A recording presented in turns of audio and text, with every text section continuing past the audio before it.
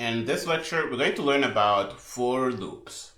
For loops are one of the constructs we have in C++ to do repetitive tasks. They allow us to do something like this much more easily. For example, we don't have to type stdcout I love C++ 10 times or 100 times. We can do this in less than 5 lines, and you're going to see how cool this is. The syntax for loops look like this, and it may look intimidating for first users, but we're going to break this down. We have a few parts in here.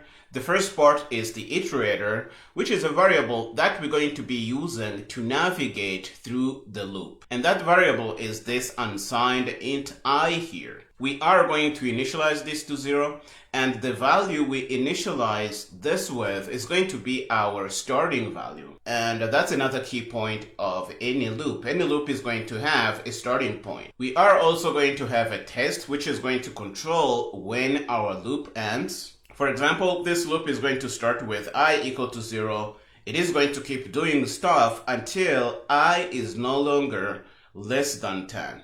As long as I is less than 10, it's going to keep doing whatever it is we want to do. And the first part of the loop is this plus I thing here. And this is an incrementation part. That's how I'm going to call it for simplicity, but it is a part that keeps changing our iterator to make our loop move forward. After these 4 points, we are going to have a pair of curly braces, and inside these curly braces, we're going to have the body of our loop. And this is the code we want to execute multiple times. And inside this loop body, we can really do all kinds of crazy things. You're going to see how cool this is. Again, we have a few parts with our loop. We have our iterator, which is this variable I here. We're going to be initializing this with a value that denotes where we want our loop to start. We then have a test, which is going to control when the loop is going to end. We're going to have our incrementation part, which is going to allow our loop to move forward, and it's going to be doing that through incrementation or decrementation. But to make explanation easier here, we're going to call this part the incrementation part of the loop. After that, we're going to have the body of the loop, and it's going to be within these curly braces, and it's going to be whatever it is we want to execute inside this loop. Okay, these are the parts of a loop, and you need to keep this in mind. Okay, now that you know the main parts of a loop, how does it really work? Let's go through this and see how it's going to print I love C++ 10 times. So when this code gets executed, we're going to start with I equal to 0, because that's what we are initializing this value with. After the incrementation part, we're going to run the test, and the test is going to say is I is 0 less than 10, and that's going to be true. So if the test turns out to be true, we're going to jump into the loop body. And if it's false, we're going to jump to the end of the loop and execute whatever is after our loop. This is how it works. So if we jump in for the first time when I is 0, we're going to print I love C++ for the first time. Then after the body is executed, we're going to execute the incrementation part. This is going to make I equal to 1. Then we're going to come back to the test. We're going to say is 1 less than 10. That's going to be true. We're going to come in the body and print I love C++ for the second time. After that, the incrementation part is going to run. We're going to have a 2 inside I here. 2 is less than 10. This is going to be true. So we're going to fall in the body again and print I love C++ for the third time. We're going to keep doing this until we hit 9. For example, if we increment and get a 9, we're going to fall in the test and say is 9 less than 10. That's going to be true. So we're going to fall in here and print I love C++ again. And after that, we're going to run the incrementation part again. This time, I is going to become 10. We're going to do the test. 10 is not less than 10, so the test is going to fail. And we're going to fall on the outside of the loop here. And by that time, we will have printed I love C++ 10 times. And this is really how a loop works. For the first time, we're going to run this initializer part here to initialize our iterator, which is this value I. And then after that, we're going to run the test. If the test is good, if it's successful, we're going to fall in the body. We're going to execute whatever code is in the body. And after that, we're going to keep doing the cycle increment test body, increment test body, increment test body until we hit a point where the test fails. And if the test fails, we're going to fall outside this for loop here. We're going to execute whatever is after this closing curly brace. And this is how a loop works. I want you to go through this one more time by printing I love C++ and making sure that this is printed 10 times. And one thing you should have noticed now is that we use this test to control how many times the loop is going to start. For example, if we wanted it to run 20 times, we would start from 0 and end at 20. And you don't always have to start from 0. You can really start from anywhere. For example, you can initialize I with a value like 30 and end when I is equal to 55. Let's say that as an example. You can really do anything. The main important thing is to understand how a loop works. One thing I want you to notice is that we are saying unsigned int here to declare our iterator. Iterators are a common thing in C++ code, and they're not just used for loops like we are doing it here. There is a type we use to do iterators, and it makes our code much more readable, and that's called size t.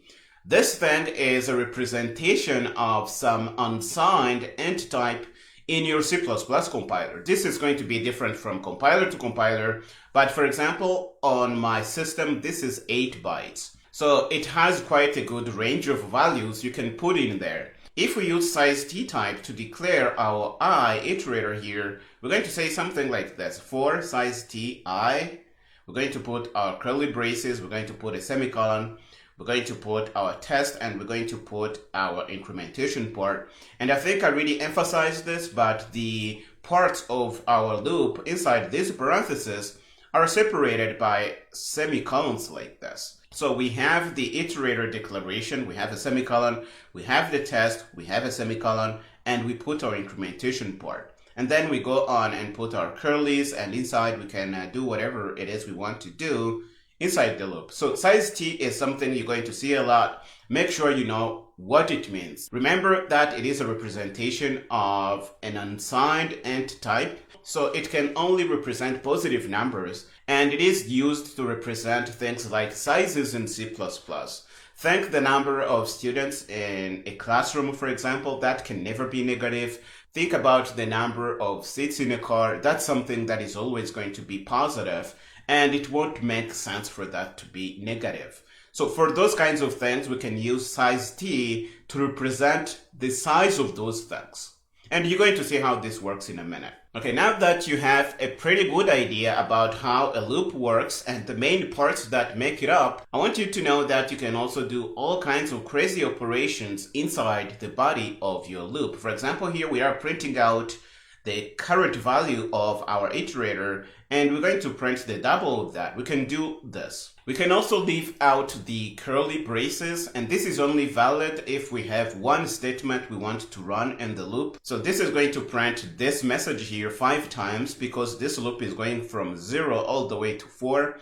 It is going to stop when I stops being less than 5, and this is going to be 5 times. If you go through this, you're going to see that this is going to print 5 times. You should also know that this iterator that we are declaring like this is going to be scoped inside the body of the loop. So you can only use it inside these curly braces. And if you try to use it outside, for example here, after the closing curly braces of the body of the loop, you're going to get a compiler error. Again, you can only use this variable I, which is our iterator, inside the curlies that mark the start and the end of our loop body. If you want the iterator to be usable outside the scope of the for loop, you can do something like this. You can declare your iterator outside the loop, and you can initialize that with whatever you want, and then you can set up your loop like this. You can say for j and put in your test and your incrementation part, and inside do whatever it is you want to do in the body of the loop. If we do it like this, then j is going to be usable outside of the loop, and we're going to see its value if we print it out like this. So this is also something you can do. You can even go all crazy and leave out the declaration part if you happen to have the iterator declared outside. So if you do something like this, it is also going to work. Okay, the last thing I want you to see before we head over to Visual Studio Code and actually try this out is that it is a bad thing to hard code your values in. For example, you see here we are saying j less than 10. This is really bad design because every time you need to change the number of times that your loop is going to run, you're going to have to hunt for these loops and change these values. And this may be in a lot of places in your code. So a good thing to do is to put the value that controls how many times your loop is going to run in a variable like this. We're going to store that value in this count variable.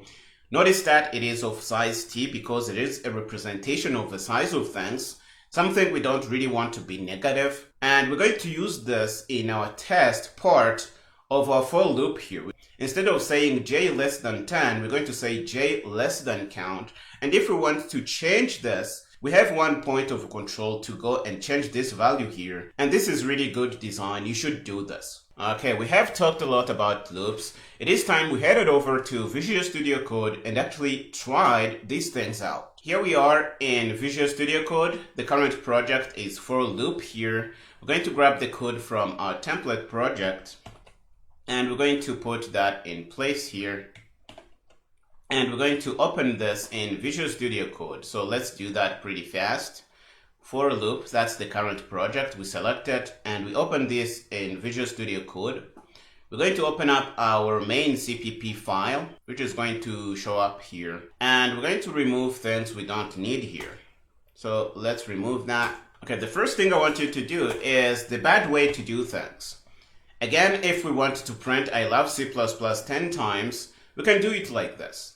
And if we run the program, it's going to work, but this is really bad design because you would have to copy and paste this, for example, 1,000 times or even 100,000 of times, and that's really bad.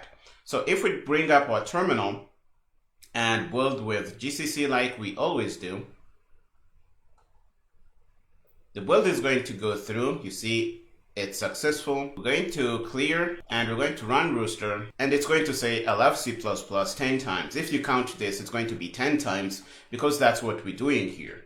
But this is really bad design. You don't want to do something like this. So we're going to comment this out and do this better using a for loop. Let's say that this is the bad way and we're going to use for loop, which is the good way, sorry. So we're going to start by declaring our iterator. So we're going to say for. We're going to say size t. Let's use unsigned int to show you that you can use that. And we're going to say I, and we're going to initialize this with a 0. And this is going to be the declaration of our iterator. This is the first part we have in this parenthesis here. We're going to put in a semicolon and put in the test. We want the loop to run 10 times. So it's going to run from 0 to 9. We're going to stop when I stops being less than 10. This is one way you can understand this. After we have our test in, we're going to put the incrementation part, which is going to change the iterator to make the loop move forward. And we're going to do that by incrementing our iterator. After that, we're going to put a pair of curly braces, not angle brackets, and we're going to fall inside the body of the loop. This block here, delimited by the curly braces, is the body of the loop, and inside here we're going to put whatever we want the loop to run. So we can go down here and say I love C++ 10 times, let's say that. But before we do that, let's say I so that we know the current iteration where we are at. And we're going to put a colon and say I love C++. This is going to be better to follow in the terminal, I guess. And we're going to put in our new line character. Move to the new line. And we need to put our stream output operator here for this to make sense to the compiler. And this is our loop. Now if we run it, we're going to see exactly the same thing like this, but we're going to have these iterators prepended to the message so that it becomes easy to follow this. And again, how this is going to work, we are going to run our code to declare and initialize the iterator. After that, we're going to do the test. We are going to start with I0. So 0 is less than 10. This is going to succeed. We are going to fall in the body here. And after that, we're going to print stdc out, I love C++, and this is going to be 0. We're going to increment I, and we're going to do the test again.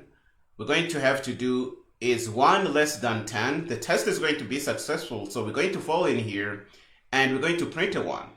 And we're going to run the incrementation part again. We're going to run the test, and we're going to keep doing this until we hit a point, for example, when we increment this to be a 9. And after that, we're going to run the test. We're going to say, is 9 less than 10? The test is going to be successful. So we're going to fall in here, and we're going to print 9. And after that, we're going to increment again. We're going to run the incrementation part, and we're going to make I a 10. If we run the test, we're going to say, is 10 less than 10? The test here is going to fail. We're going to stop running the loop altogether, and we're going to fall on the outside of the loop and say, loop done. Let's save that so that we can see this on the terminal. And this is going to run and print I love C++ 10 times, and we expect I to go from 0 all the way to 9. Try to run this in your mind. Take a piece of paper, try to print this as you fall into the body of the loop. You're going to see that's exactly what is happening here. So what we're going to do, we're going to build this again. So we're going to run the task to build with GCC. The build is good. We're going to go down and run this. We're going to clear and run Rooster. And you're going to see that we have 0, I love C++, all the way to 9, I love C++. Our loop is working exactly the way we want. Okay, so this is the first step. We are able to run our code a lot of times without really having to manually do things like this. And the benefit of this is that if we want this to run, for example, 100 times, all we have to do is change our test to go until I is equal to 100. And we're going to stop when I stops being less than 100. And if we run this, we're going to see the message from 0 all the way to 99. And this is pretty cool. The total is going to be 100 times. So let's build again to show you how cool this is. We're going to run this task to build with GCC again. And we're going to clear, run Rooster, prepare to be amazed, run, and it's going to run all the way to 99. We can change this to even 1000 or even 10,000. Why not? We're going to build again, and we're going to be successful, and we're going to clear and run Rooster, and this is going to go all the way to 10,000 times. We're going to wait for this to get there.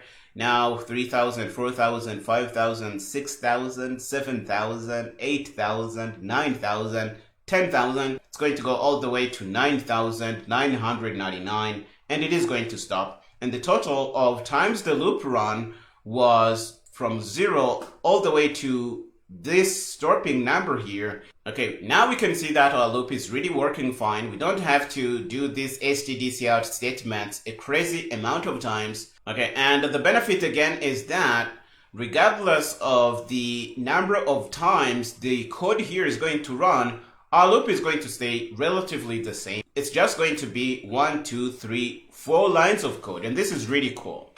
Okay, so I think this now makes it very clear how loops work. So we're going to comment this out and show you another thing. And we're going to show you that you can use size t to actually denote the type of your iterator. And it is easy to do that. So we're going to say use size t. And for us to be able to see all this here, let's hit this file icon here to close this pane. And we're going to have a better chance of seeing our code here. So what we want to do, we're going to declare a loop. We're going to say for. We're not going to say unsigned, and we're going to say size t. And this is going to be the type of our iterator. We're going to say I, we're going to initialize this with a 0. And we're going to put a semicolon, like we just did. We're going to put in the end test. We're going to put in the test. So we're going to say I less than 10. No problem with this. And we are going to increment to put in place our incrementation part. We're going to fall in the loop. We're going to say stdcout. This is the code we want to run. So we're going to put in our current value for the iterator. And we're going to say I love C++ again. And we're going to put in our new line character. And if we build and run this, it's going to build and run the same. So let's say loop done here so that we know when it's done. And we're going to build and run. We're going to build with GCC. The build is going to be good. And what we're going to do, we're going to clear and run Rooster. And this is going to say, I love C++ 10 times from 0 to 9. Again, the message here is that you can use size t to represent the type of your iterators. And this is a type that is even used in the C++ standard library. So this is going to be something people expect from your code if you are representing sizes in code that should be compliant with the C++ standard library. Nothing stops you from using unsigned int like we do here, but we're just going to follow the convention from the C++ standard library and use this type here to represent our sizes. And some of you might be wondering, how big is this thing? We have the tools to know how big it is, so let's do that pretty fast. So we're going to go down here and say stdc out, and we're going to say size of size t, and we can print this out. And let's say what we are doing here so that it is easy to use this code as the reference. And if we print this out, we're going to see the size of this thing on the system where this code here is going to run. So we're going to build with GCC again. The build is going to be good. We're going to go here and clear and run Rooster. You're going to see that it is 8 bytes on my system. So you're going to have quite a huge range of numbers you can put in here because this is going to only be positive. Okay, if you try to put in a negative number, you're going to get an underflow, and we have learned about overflow and underflow in a previous chapter. Okay, so let's comment this out and keep learning more things about for loops. Okay, the next thing I really want you to focus on and learn is the scope of the iterator. And we're going to grab our code again here so that we can use this as a learning tool. So we're going to go down here and put that in. And what we're going to have, let's move this a little bit to the right. I think we can do something like this. I am going to select the entire thing here and hit tab, and it is going to be aligned with whatever we have here. Okay, so we have our loop. It is going to run 10 times. It's going to print I love C++ from 0 to 9. But what is the scope of this I thing here? And the fact is, it is scoped inside this loop here. You might have guessed that. If you try to use it outside the loop, you're going to get a compiler error because it is only usable inside the body of the loop. You can also use it inside the control part of the loop here, but you can't use it outside the loop. So if you try to print I here, for example, you're going to get a compiler error. So let's try and do that and show you how wrong this can be. So if we try to print I here, let's say I, to make it clear what we want to print. If we try to do this, we're going to get a compiler error because I is not in scope. It is only in scope inside these curly braces that show the body part of our loop. Okay, Visual Studio Code is showing the problem here. It's saying I is undefined here, so you shouldn't really do this. But if we move on and ignore the message from Visual Studio Code and compile, we're going to get a compiler error, and it's going to say, I don't know what you're doing here. I was not declared in this scope where you are using it. And I think it's even going to give me a line number. It's going to tell me 46. That's where you are doing something wrong. And if we go in our code, we're going to see that this is the line where we are making the mistake. So I is not in scope here. We're going to comment this out and say compiler error, I is not in scope. That's what you're going to get if you try to do this. And the main message is that if you declare your loop like this, I is only going to be scoped in the body of the loop, and that's the only place where you can mention its name and use it. If we comment this out and build again, the compiler error is going to go away. You're going to see that the build is good. Let's clear so that our output here is good. We're going to build again and show you that the build is good. And this is really cool. Build finished successfully. Okay, this is one way we can set up our loop, but there is a way we can make our iterator usable outside the body of the loop. And we're going to show you how you can do that next. So let's comment this out and go down again. And we're going to grab the code because we don't want to type all this again. And we're going to say iterator declared outside the loop. We're going to go down and put in our code. And we're going to align this nicely. And we're going to take the iterator and declare it on the outside of the loop. So we're going to say size t, and we're going to say I, and initialize this to 0. And we're going to say this very clearly, iterator defined outside. And we're going to say in our declaration part of the iterator, we're going to just say I. And this is going to work pretty fine. If we build this, you're going to see that the build is good. And if we run this, it's going to do the same thing it's been doing. It's going to print I love C++ 10 times. And if you want I usable on the outside of the loop, now you can use it. We can grab the code here that was failing in the last run of our code and put that out here. And we're going to align this a little bit. And if we compile this, the build is going to be good. And if we try to run Rooster, we're going to see I love C++ 10 times. We're going to say loop done, and we're going to print the value of I. And you see that if we do things like this, I is going to be usable on the outside of the loop body.